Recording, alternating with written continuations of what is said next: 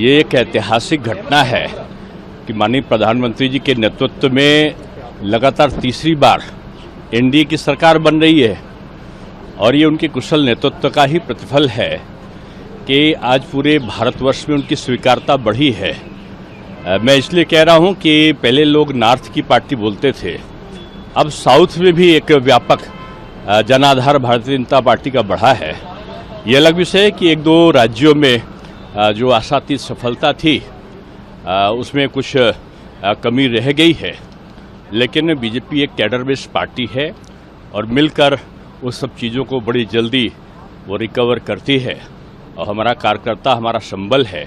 और भारत की जनता ने जिस तरीके से मोदी जी पर विश्वास किया है, पूरे विश्व में एक स्वीकार्यता बढ़ी है और विश्व के तमाम नेताओं ने माननीय प्रधानमंत्री जी को बधाई भी दी है। मैं यही कह सकता हूं कि आने वाले दिन स्वर्णिम दिन साबित होंगे और एक मजबूत, एक सशक्त सरकार बीजेपी की सहयोगी दलों के साथ में एनडीए की सरकार देगी, क्योंकि बीजेपी सहयोगी धर्म का निर्वहन करना जानती है। और इसका सबसे बड़ा उदाहरण है कि अटल जी ने 17 राजनीतिक दलों के साथ में बड़ी बेहतर सरकार 5 साल चलाई थी। मैं ये कह सकता हूं कि एनडीए का सरकार का ये स्वर्णिम युग होगा और निश्चित रूप में जनता की आकांक्षाओं पर ये सरकार खरी उतरेगी। सर, आपने एनडीए की बात करी है, लेकिन उसमें जो है यूपी में बीजेपी की परफॉर्मेंस जो रही है वो थोड़ी इस तरीके से नहीं रही। आप किस तरीके से नहीं देखिए क्या है कि उसका बीजेपी क्यों, मैंने फिर से मैं दोहराऊंगा, कैडर बेस्ड पार्टी है। हम जहां जीतते हैं वहां भी समीक्षा करते हैं, जहां हम आशातीत सफलता नहीं प्राप्त करते वहां भी समीक्षा करते हैं।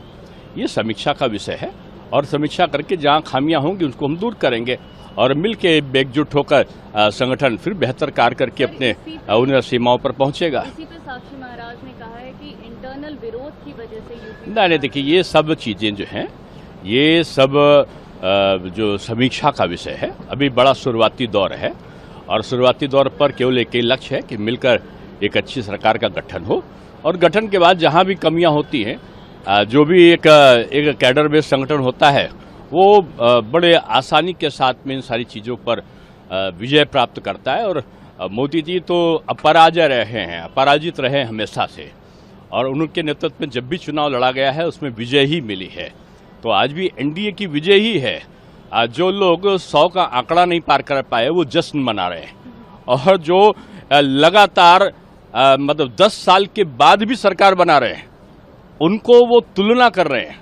ये इससे बड़ा हास्यास्पद इस लोकतांत्रिक देश में क्या हो सकता है कि विपक्ष अभी भी सब मिलकर भाजपा के बराबर नहीं है और उसके बाद वो जश्न मना रहे हैं, और जो बीजेपी अकेले उन सबसे ज्यादा है और एनडीए उन सबको मिलाकर ज्यादा है।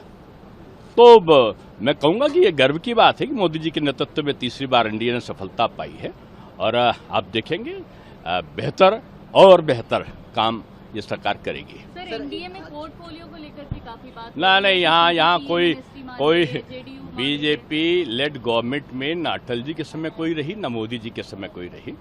यहाँ मिलकर आपस में समन्वय और सहयोग के आधार पर कार्य होता है। सर, आज की जो बैठक है वो काफी जरूरी होगी। ऐसे में जो टीडीपी है, जेडीयू है, अगर वो कुछ भी डिमांड करते हैं नहीं यहाँ डिमांड नहीं, यहाँ पर केवल एक कमांड की बात है कि भारत की अच्छी व्यवस्था को कमांड कैसे किया जाए, सब मिलकर।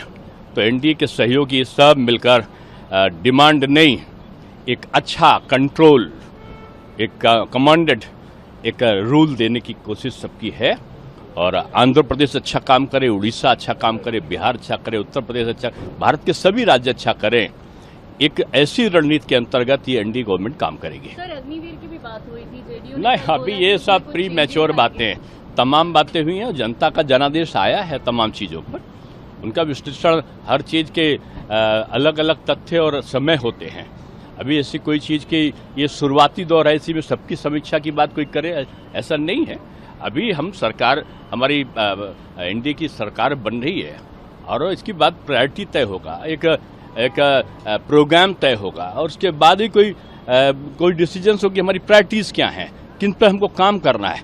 ये सारी चीज़ें सारे सहयोगी दल मिलकर आपस में तय करते हैं और मैं समझता हूँ कि प्रधानमंत्री जी से ऐसे मैच्योर्ड, मैं समझता हूँ भारत में किसी को एडमिनिस्ट्रेटिव जो नॉलेज है पीएम साहब से ज़्यादा किसी को भी पूरे भारतवर्ष में नहीं है।